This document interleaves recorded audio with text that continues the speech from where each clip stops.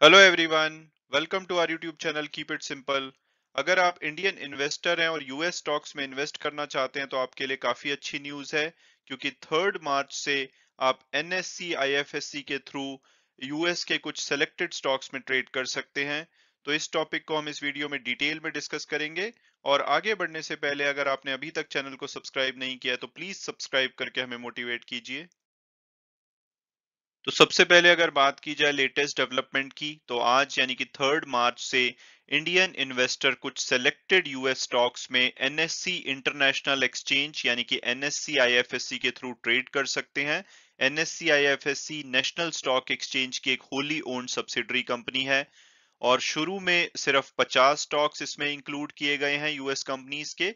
और 3 मार्च से इन 50 स्टॉक्स में से जो 8 स्टॉक्स हैं, अल्फाबेट यानी कि गूगल की parent company, amazon, Tesla, Meta platforms, Microsoft, Netflix, Apple और वॉलमार्ट, इनकी जो ट्रेडिंग है आज से शुरू हो जाएगी। और जो बाकी के 42 स्टॉक्स हैं, उनकी जो ट्रेडिंग की शुरुआत है वो एक सेपरेट सर्कुलर से आपको बताई जाएगी।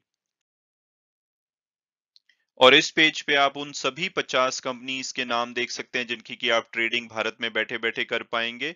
और आप यहाँ पे देखेंगे कि लगभग जो भी फेमस यूएस कंपनीज हैं वो इसमें इंक्लूडेड हैं। और अब अगर बात की जाए कि भाई ये एनएससी इंटरनेशनल एक्सचेंज क्या है, तो ये एनएससी यानी कि नेशनल स्टॉक एक्सचेंज की एक फुल्ली ओन्ड सब्सिडरी कंपनी है। इनको मार्केट रेगुलेटर सेबी से अप्रूवल मिला था एक इंटरनेशनल एक्सचेंज यानी कि international financial services centre Gandhinagar को एस्टेब्लिश करने का। और ये इन्होंने गिफ्ट यानी कि Gujarat international finance tech city में सेटअप किया है। इसको 29 नवंबर 2016 को इनकॉर्पोरेट किया गया था। और इसमें जो ट्रेडिंग है वो 5 जून 2017 से स्टार्ट हुई थी। और जो स्टॉक एक्सचेंज है यानी कि इंटरनेशनल स्टॉक एक्सचेंज, इसमें आप किसी भी करेंसी में अदर देन इंडियन रुपीस जो है उसमें आप ट्रेड कर सकते हैं। और अब अगर बात की जाए कि भाई जिन यूएस कंपनीज के स्टॉक्स में आज से ट्रेडिंग शुरू हो रही है, क्या वो इंडियन स्टॉक एक्सचेंज में लिस्ट कराए जाएंगे, तो उसका आंसर है कि नहीं। ये इंडियन स्टॉक एक्सचेंज में लिस्ट नहीं कराए जाएंगे। लेकिन इनके जो डेरिवेटिव प्रोडक्ट्स हैं, एनएससी आईएफएससी रिसीट्स, इसमें आप ट्रेड कर सकते हैं। जैसे अगर आप एग्जांपल के लिए समझना चाहते हैं, तो यूएस के इन्वेस्टर्स अगर एचडीएफसी बैंक या आईसीआईसीआई बैंक के शेयर्स में ट्रेड करना चाहते हैं, तो वो इनके जो एडीआरस यूएस स्टॉक एक्सचेंज में ट्रेड करते हैं उसके थ्रू इसमें इन्वेस्ट और ट्रेड कर सकते हैं। तो इसमें जो मार्केट मेकर्स होंगे वो इन यूएस कंपनीज के शेयर को बाय करेंगे और इसके अगेंस्ट रिसीट इशू करेंगे, जिसको कि एनएससी आईएफएससी रिसीट्स बोला जाएगा। और आप इन रिसीट्स को बाय और सेल कर सकते हैं। और आपके लिए ये, जैसे आप इंडियन कंपनीज के शेयर्स को बाय और सेल करते हैं, उसी तरह से अगर आप इन रिसीट्स को बाय करेंगे तो उस तरह से आप यूएस कंपनीज के शेयर्स में भी ट्रेड कर पाएंगे। और ये जो ऑफरिंग है इंडियन इन्वेस्टर को काफी लो कॉस्ट पे कराई जाएगी। और क्योंकि अभी तक ऐसा होता था, अगर आपको यूएस कंपनीज के स्टॉक में इन्वेस्ट करना है तो आपको एक यूएस के रजिस्टर्ड जो ब्रोकर है उसके साथ डीमैट अकाउंट खुलवाना पड़ता था, जो कि बहुत ही एक्सपेंसिव होता था। और उसके बाद ही आप किसी टेस्ला या नेटफ्लिक्स का शेयर ले पाते थे। लेकिन अब से ये काफी लो कॉस्ट में आप इन कंपनीज के शेयर्स में ट्रेड कर सकते हैं। और अब अगर बात की जाए कि क्या हमें मिनिमम एक शेयर लेना पड़ेगा, क्योंकि अगर हम एग्जांपल के लिए देखें तो अमेजोन का जो एक शेयर है इंडियन रुपीस में 2,25,000 रुपए के आसपास का है। और टेस्ला का शेयर 65,000 रुपए से 70,000 रुपए का है। तो क्या हमको इतना बड़ा इन्वेस्टमेंट करनी पड़ेगी एक शेयर खरीदने के लिए, तो उसका आंसर है कि नहीं। इन जो शेयर्स को, जो ये रिसीट्स होंगी इन शेयर की, उनको एक सर्टेन रेशो में रिलीज किया जाएगा। जैसे एग्जांपल के लिए जो टेस्ला का एक शेयर है उसके बदले में 100 एनएससी आईएफएससी रिसीट्स इशू की जाएंगी। इसका मतलब है कि आप टेस्ला का एक 100वां हिस्सा, टेस्ला के शेयर का 100वां हिस्सा भी आप खरीद सकते हैं। तो जैसे कि एक टेस्ला का शेयर 65,000 रुपए के आसपास का है, तो आप 650 रुपए में इसका एक 100वां हिस्से से आप इसकी जो ट्रेडिंग है, इन्वेस्टिंग है, स्टार्ट कर सकते हैं। इसी तरह से जो अमेजोन का शेयर होगा वो 200 आईएफएससी रिसीट्स में डिवाइड होगा, यानी कि एक अमेजोन के शेयर का 200वां हिस्सा आप खरीद पाएंगे।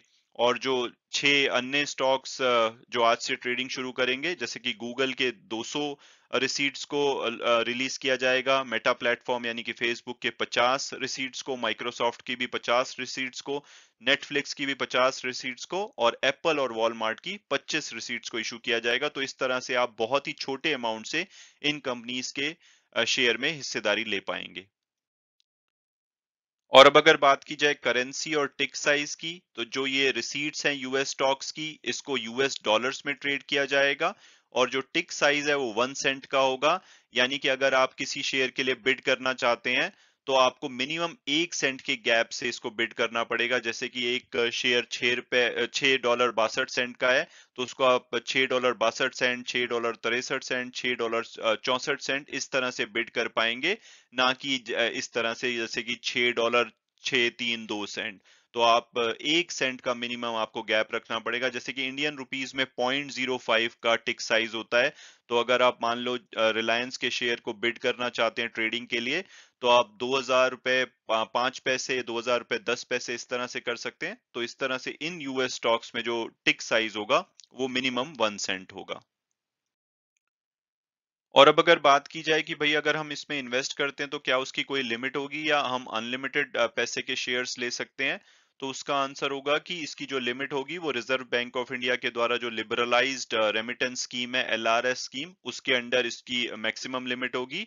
जो एलआरएस फ्रेमवर्क है उसके अंतर्गत एक रेजिडेंट जो इंडिविजुअल है वो मैक्सिमम $2,50,000 तक रेमिट कर सकता है एक फाइनेंशियल ईयर में। तो सिमिलरली आप $2,50,000 तक के शेयर्स इसमें खरीद पाएंगे। और अगर हम इंडियन रुपीस में आज की जो कन्वर्जन रेट है उसके हिसाब से बात करें तो लगभग ये 1,90,00,000 रुपए होते हैं। तो 1,90,00,000 रुपए तक के जो यूएस कंपनीज के शेयर्स हैं आप एक फाइनेंशियल ईयर में खरीद सकते हैं।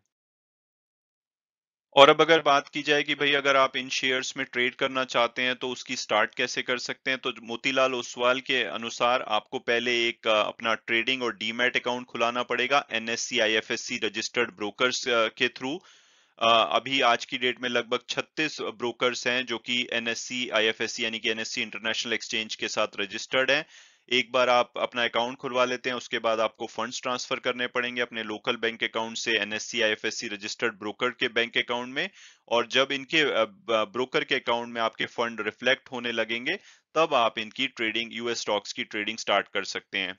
मेरे पास ये अकाउंट नहीं है तो मुझे पूरी नॉलेज नहीं है, बट अगर आप एनएससी आईएफएससी की वेबसाइट पे जाएंगे तो आपको सारी डिटेल मिल जाएगी कि कौन कौन से ब्रोकर्स इसके साथ रजिस्टर्ड हैं और आप कैसे उनके साथ अकाउंट खुलवा सकते हैं। और अब अगर बात की जाए कि भाई इसकी ट्रेड की जो टाइमिंग है वो क्या होगी, क्या हम 9:15 से 3:30 के बीच में ट्रेड कर पाएंगे जैसे आप इंडियन शेयर्स में कर पाते हैं? तो उसका आंसर है कि नहीं।